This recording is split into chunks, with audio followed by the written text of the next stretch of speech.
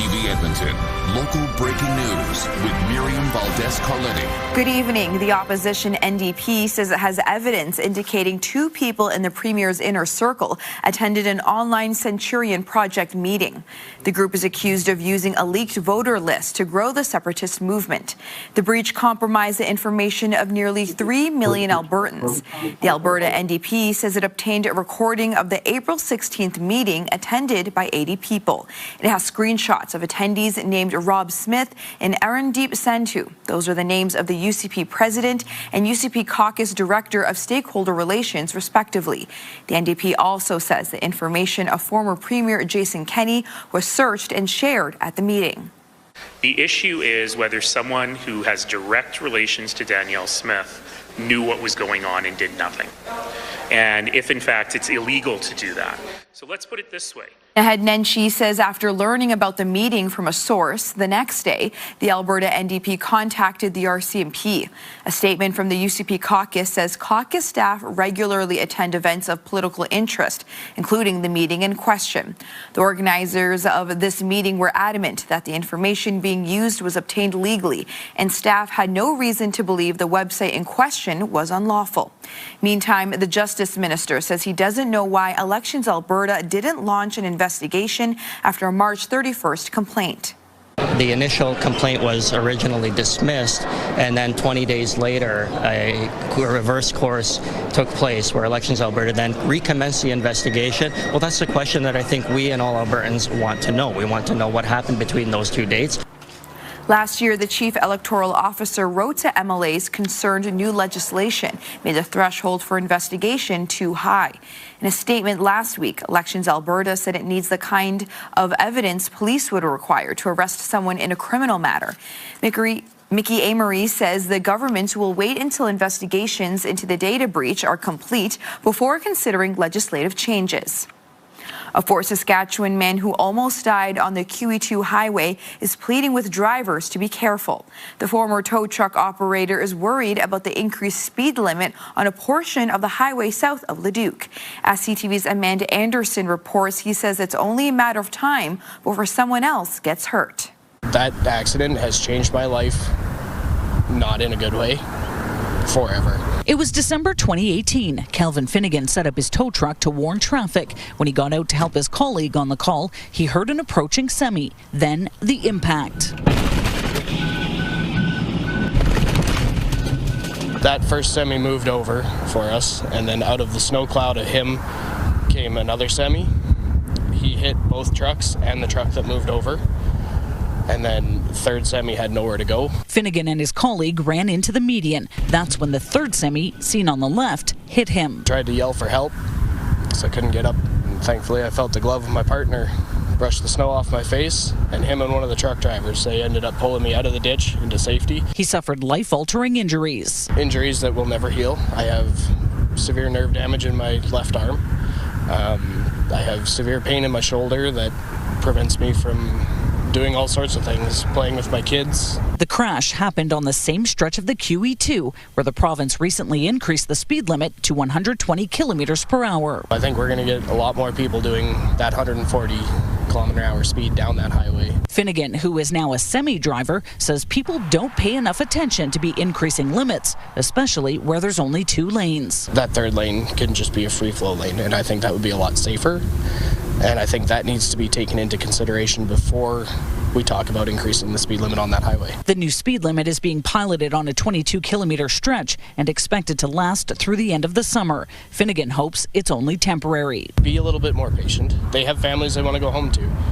And the maybe 5 minutes it takes for you to get past the emergency vehicle or past that big truck, it can be life-changing. Amanda Anderson, CTV News, Edmonton.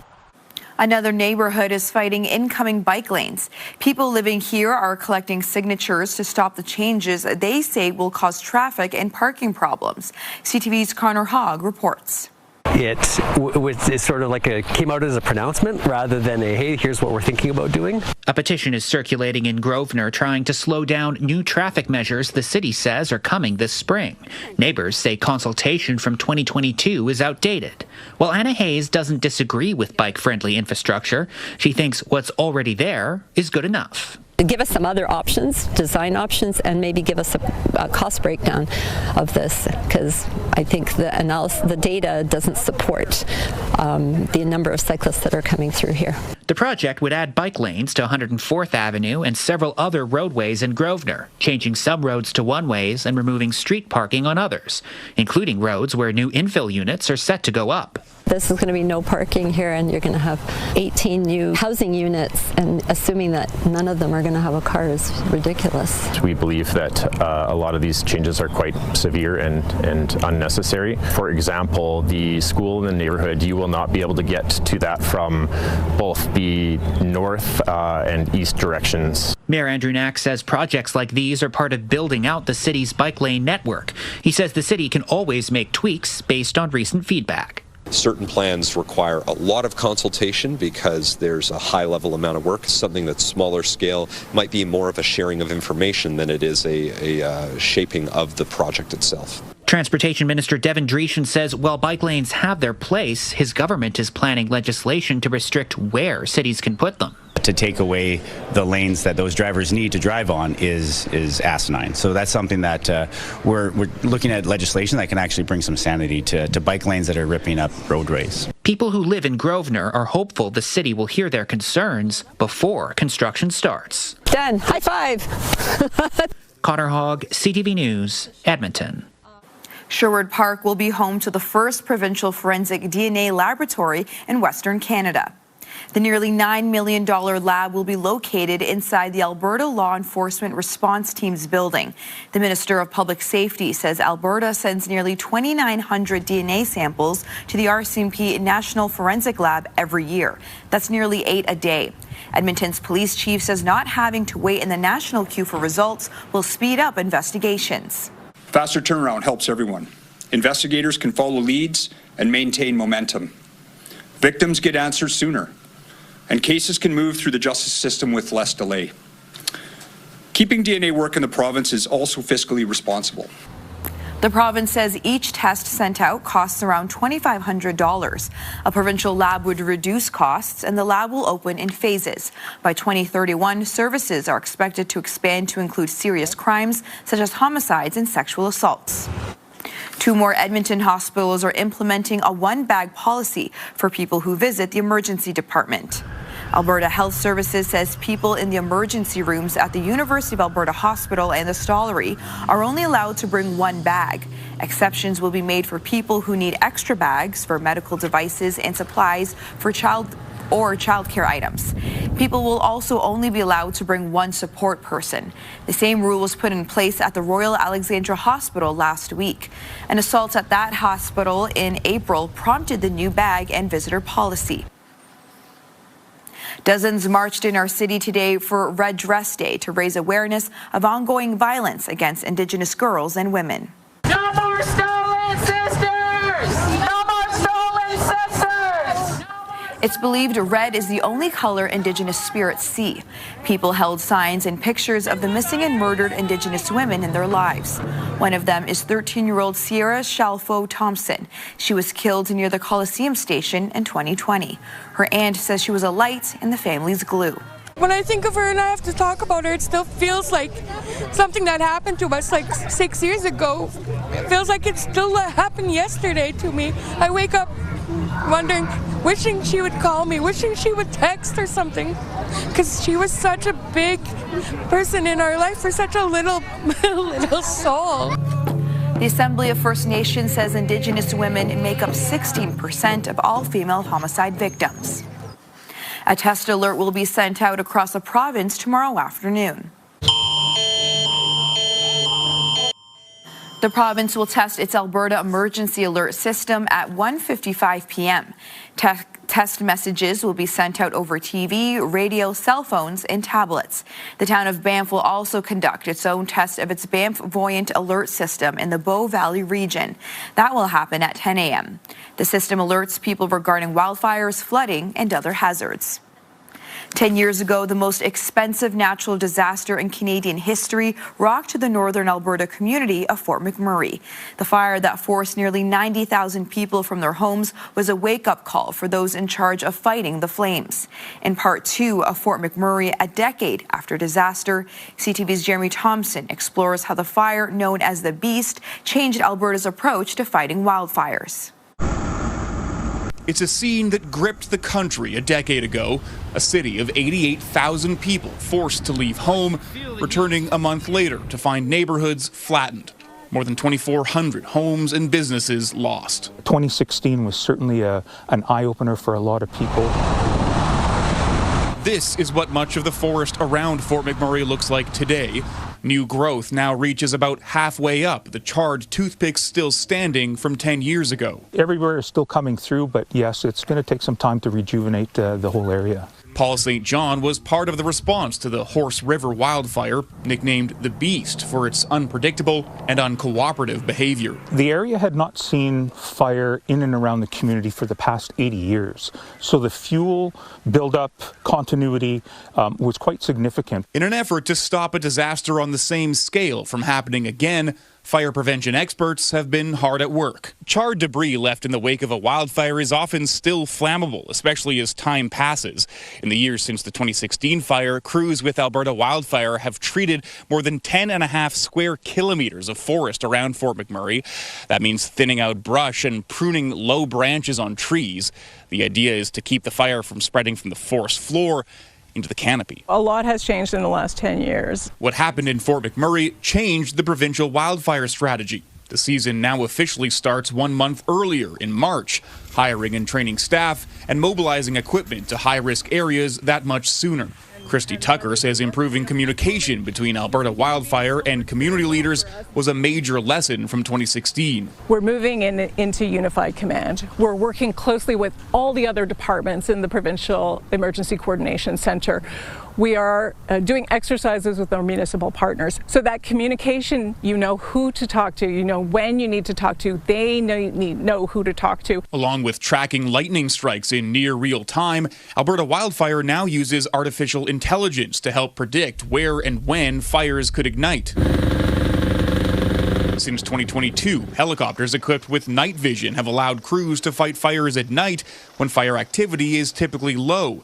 That fleet is expanding this fire season. It gives us a better chance to get in there before we see extreme fire behavior, where it's unsafe for firefighters and aircraft to fight. More planes that can skim water from lakes are on order, scheduled for delivery by 2031.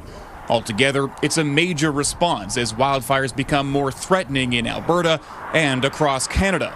In the decades since Fort McMurray, the number of wildfires shown in white has stayed relatively flat, averaging about 1,200 fires per year. The area they burn, shown in red, has varied wildly. More than 6,000 square kilometers torched in 2016. The damage then ebbed and flowed until a record-setting summer in 2023 when fires scorched more than 22,000 square kilometers. Despite the firefighting adaptations, Tucker describes the last 3 fire seasons as intense. The town of Jasper, the latest community to be hit by a so-called unstoppable wall of fire. I do believe there's nothing we could have done. There's no amount of resources or firefighters or air tankers that could have stopped that fire. Part of our approach to wildfires includes building resilience, and that means looking at mitigation. It means reducing the effects of wildfire to communities. It means encouraging people to educate themselves about fire smart. What can they do at home to reduce the risk of that fire? Fire has threatened Fort McMurray again in recent years. Some of the same neighborhoods that burned a decade ago were evacuated in 2024 as fire approached but never reached the city. A lot of it has went into that preparedness. You know, spend a penny, save a pound. Fire Chief Jody Butts knows wildfires are a fact of life for a city surrounded by forest. Fort McMurrayites know that better than most, which is why the chief says he's as upfront as possible when the community is threatened by nature. It's that attitude change, right? And everybody deserves to know the level of risk that they're in. It's our obligation to share that with them. A decade after disaster, officials in Fort McMurray are confident they're better prepared, along with the rest of Alberta. Jeremy Thompson, CTV News, Fort McMurray. Coming up next, gearing up for K-Days this summer. And also just ahead, what to know about Edmonton's mosquitoes this spring. We seem to be getting a little more humidity, rain, that kind of thing, and so maybe this year we'll have more.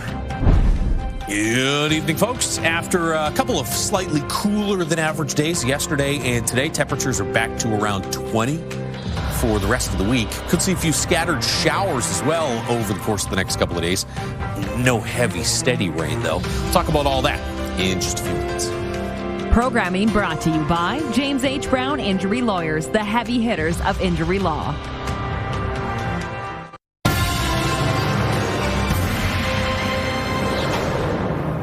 There will soon be a buzz around Edmonton with mosquito season quickly approaching. CTV's Curtis Goodrum explains why the little pests may be more prevalent this year. With the weather warming up, Edmontonians will soon be seeing and swatting mosquitoes. I really hope there will be less, yes. We play quite a bit of outdoor sports, so it'd be nice to not be bitten or eaten alive. We seem to be getting a little more humidity, rain, that kind of thing, and so maybe this year we'll have more. The City of Edmonton's pest management coordinator says while the past few springs have been fairly dry, there's been more moisture this year. We are seeing more water, more hatching than we've seen in a couple of years, but it's still relatively low for the Edmonton area. Edmonton has more than 30 mosquito species which rely on moisture to breed. She's biting now. Another factor is the breeze. Winds during the daytime tend to keep the mosquitoes from flying, especially in the spring. For anyone concerned about swarms of mosquitoes in their yard or gardens, the city has some tips on how to keep them away. Making sure that things like eaves troughs are cleaned out, bird baths, old tires, playground equipment, anything that collects water for even up to a week can potentially be a habitat for those mosquitoes. So you want to make sure that all of that is cleared. There are alternative ways to keep mosquitoes away, including fly zappers, bug swatters, and insect repellent. Anything to avoid being swarmed this summer. Curtis Goodrum, CTV News, Edmonton. While it's still more than 2 months away, Explore Edmonton is already hyping people up for K-Days. There you go, guys. People were lining up outside of Ace Coffee in Manulife Place downtown this morning for their chance to win free K-Day swag, merchandise, and tickets. The summer festival will have rides, food, and entertainment. Explore Edmonton says when it comes to K-Days concerts, there's something for everyone. So we start off really strong with Ty Dolla $ign. We have Down with Webster, Mother, Nico, Connor Price, Peach Pit, Baby No Money, Noah Cyrus, Pennywise, and we're wrapping it up really strong with the Beaches on the final night. Tickets for the K-Days concerts go on sale Friday. K-Days runs July 17th until the 26th. More than 6 weeks before the first horn sounds at the Ponoka Stampede, the organization itself is a big winner. There's a horn, and they're off. Stampede officials reported a record-breaking canvas auction for this year's chuck wagon races. The Friday sale brought in more than $900,000, shattering last year's total of about $620,000. That was the previous record. The highest bid for the auction was one of $150,000, put up by Four-Legged Adventures to put its name on the canvas of Dean Dreger's wagon. The 2026 Ponoka Stampede marks the 90th anniversary of the event. It takes place June 25th to July 1st. The government of Alberta will continue to provide support to rural communities and agricultural societies hosting rodeos this year. Since 2023, the province has spent more than $1.3 million through Travel Alberta. Alberta plays host to more than 100 rodeos, many of them in central Alberta. Nearly half are held under the Canadian Pro Rodeo Association banner, attracting more than 500,000 fans last year alone. And it's a fiesta downtown as crowds celebrate Cinco de Mayo. Ice District Plaza is hosting live music, Mexican food vendors, and cultural performances. Cinco de Mayo marks Mexico's victory over French forces at the Battle of Puebla in 1862. Organizers say the event is a way to celebrate Mexican culture and bring the community together. For me, it's amazing because I see how much they care about us, right? And then I see how much they want to remember the culture, and then that unify people, unify families, and the community, because we are, in the community here in Edmonton. Yeah, we are serving the community in Edmonton. That's why. Activities went into the evening. After the break, a retiree crafts a rideable wooden bike. I couldn't believe it. First try, everything worked.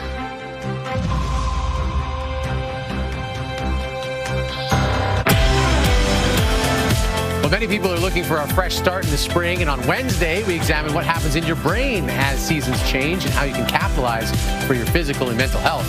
We'll see you at 6. Your Morning Edmonton, weekdays. Programming brought to you by Final Symphony with your Edmonton Symphony Orchestra. Learn more at winspearcenter.com. Welcome back. Temperatures below zero this morning. A little frosty in the Edmonton area, and just slightly below average as we hit the afternoon hours. 15 should be back a handful of degrees above that by tomorrow, and the next 4 or 5 days. Looks like daytime highs will be above average. Some sunshine to start the day tomorrow. Increased cloud across the north. We'll see some of that cloud cover roll into central parts of the province through Wednesday afternoon and into the evening. And as this low develops here in the lee of the Rockies and then tracks off to the southeast, you're going to see some scattered showers, maybe even a few isolated thunderstorms here. No real significant amounts of rain expected for the Edmonton area, but maybe a few hit and miss showers late in the day, and then again late Thursday. Could see a few scattered showers. This is the big story. There was today. Watch the warmer air spread in from the west, and it will stick around. So we're around the freezing mark again for one more morning tomorrow. After that, mornings will be consistently well above zero. You're a handful of degrees below the freezing mark in east central and northeastern Alberta. Coronation at -7. 3 degrees in Grand Prairie, back to about 23 tomorrow afternoon with the chance of some afternoon showers. 15 in Fort McMurray, big warm up from the past couple of days. 22 in Edson and Red Deer. Jasper at around 20, and somewhere in the mid-teens it looks like for Lloydminster south into the Wainwright Coronation regions. Here in the Edmonton area, 20 degrees tomorrow. You can see temperatures, again, on the cool side tomorrow morning, but 7 degrees for a morning low by Thursday. You get some increase in cloud as the day goes on tomorrow. The wind midday may gust to about 30 kilometers per hour. On the whole, doesn't look like an overly windy day tomorrow. That changes for Thursday, Friday. Gusts will be in the 40 to 50 kilometer per hour range to close the week. Another chance of a scattered late day shower on Thursday, and then partly cloudy to a mix of sun and cloud for Friday, Saturday, and Mother's Day. Added in a slight chance of a shower late in the day, but nice and warm through the afternoon hours with a high of 23. Long-range forecast for next week, mid to high teens for daytime highs. That is your forecast. An 84-year-old retiree has taken his love of woodworking for a spin, building a full-sized rideable bicycle out of wood. CTV's Kevin Green reports. Anton Cook saw a custom-built wooden bike for sale on eBay. It piqued the interest of the retired engineer, and he thought, could he build it better? And I said, it's an idea, something I could do that I could do over time. Won't take a lot of wood. Listed at $6,000, the online model had a metal chain and gears. Cook made his from wood. So I did spend probably 2 months thinking and on paper and calculating, figuring, okay, how can I get the sprocket to match? Because the number of cogs on the sprocket have to match the links. In the end, he crafted every link by hand, one at a time, and aside from a couple of hidden screws in key stress points and bearings in the hub, the bike is wood through and through. Cook designed everything himself after measuring up a bicycle in a department store. The blueprint is in my head. The bike is built from birch, walnut, oak, and maple, all laminated together for strength, the grains carefully aligned to prevent cracking. But one of the biggest tasks was to make sure it would actually be rideable. The handlebars, a particular challenge. It has to be horizontal to the earth, and it has to be at 90 degrees to the wheel. And the third thing is it's fitting at an angle. And when it finally came together, even he was surprised. And I couldn't believe it. First try, everything worked. Some parts were so complex he had to build his own tools just to finish the job, like drill bits crafted from coat hangers. I had to have a long bit to reach in, and I didn't have one, so I said, well, I got to make one. The bike isn't just for show. It's rideable. And it will be ridden at least once in what Cook says will be his Orville Wright moment. He says after thousands of hours of work, he's nearly ready for that first spin. Kevin Green, CTV News, Calgary. And that's our show for this evening. Thank you so much for tuning in. Have a good night.